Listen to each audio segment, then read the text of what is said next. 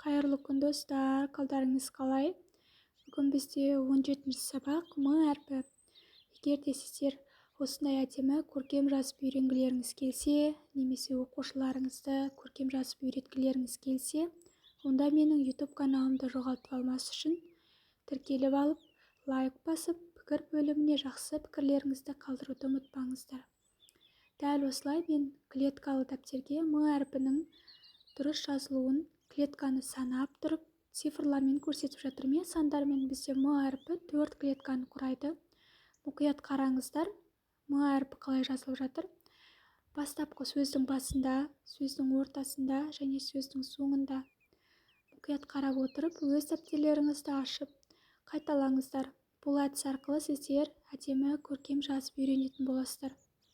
Егер де сіздер бастауыш сынып мұғалімі болсаңыздар, онда осы видео сабақтың ссылкасын WhatsApp ссылкаға әріптестеріңізге немесе жазуы нашар деген оқушыларыңызға жіберсеңіздер болады. Әр бала өзі қарап отырып үйренуге тырысады.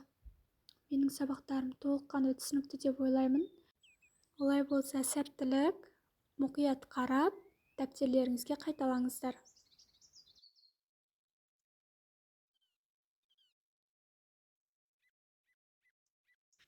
Көркем жазып үйренемін деген бастауыш сынып мұғалімдерін офлайн түрде қабылдаймын.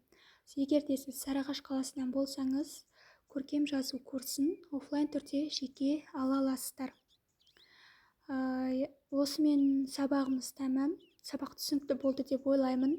Келесі сабақта кездескенше сіздермен бірге болған Ұлданай апай.